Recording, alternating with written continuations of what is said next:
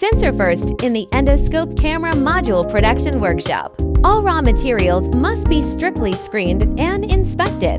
Raw materials such as steel, aluminum, plastic, and rubber needs to be quality audited and stored in the material inspection area. Through strict selection and inspection of raw materials, the reliability and stability of the endoscope camera module can be guaranteed. In the process of electronic component processing, the circuit board of the endoscope camera module needs to be processed and welded. This process requires quality inspection to ensure the integrity and connectivity of the circuit. At the same time, the machines and equipment used in the processing of the endoscope camera module also needs to be regularly maintained and continuously updated. After the endoscope camera module is assembled, a series of tests and inspections are required to ensure its reliability and stability. These tests include vibration tests, durability tests, welding quality tests,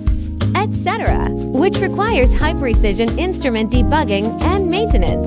In short, the production of endoscope camera modules requires a closely cooperating team, excellence, and continuous optimization and upgrading of production lines and technologies.